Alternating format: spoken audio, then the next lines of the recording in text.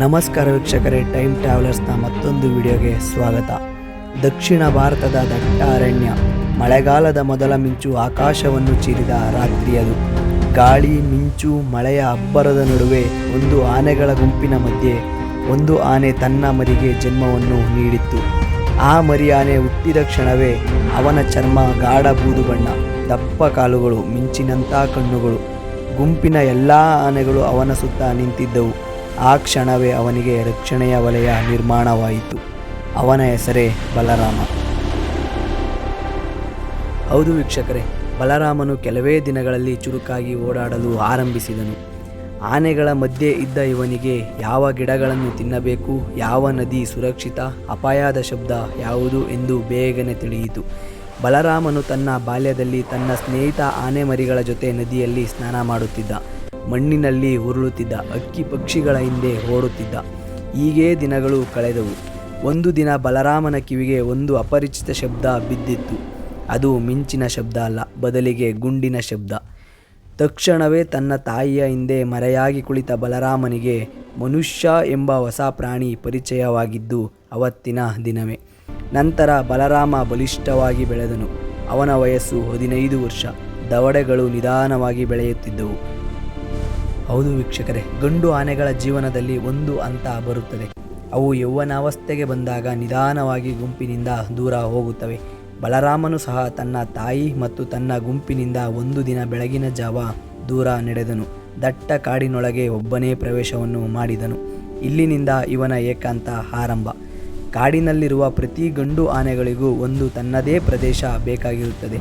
ಅದಕ್ಕೆ ಅವು ತನ್ನ ಗುಂಪಿನಿಂದ ದೂರಾಗುತ್ತವೆ. ಬಲರಾಮನು ಸಹ ಕಾಡಿನೊಳಗೆ ಹಲವು ಹೋರಾಟಗಳನ್ನು ಎದುರಿಸಿದನು.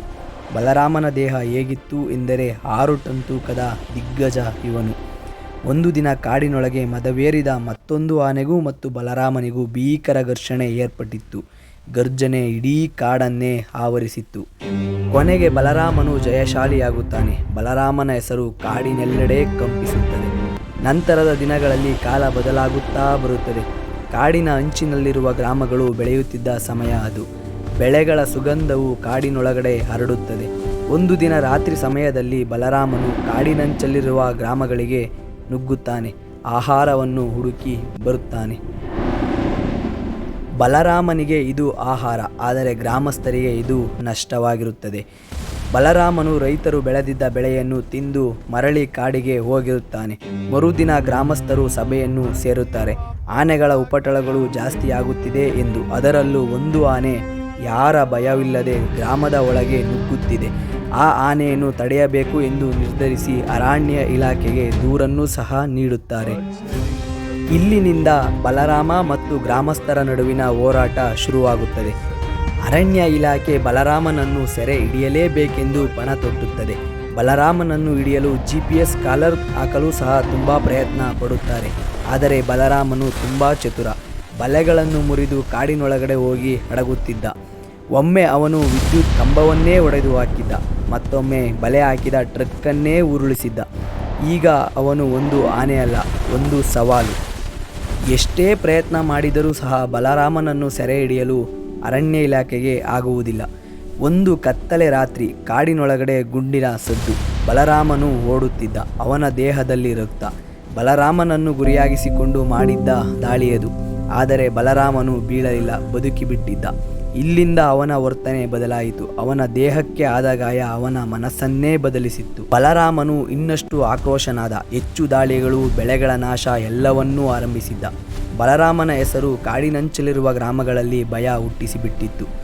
ಒಂದು ದಿನ ಭಾರೀ ಮಳೆ ಸುರಿಯುತ್ತಿದ್ದ ಸಮಯ ಅದು. ಬಲರಾಮನು ಕಾಡಿನ ಒಳಗೆ ಹೋಗುತ್ತಿದ್ದನ್ನು ಕಾಡಿನಂಚಲಿರುವ ಜನರು ಕಣ್ಣಾರೆ ಕಂಡರೆಂದು ಹೇಳಲಾಗುತ್ತದೆ.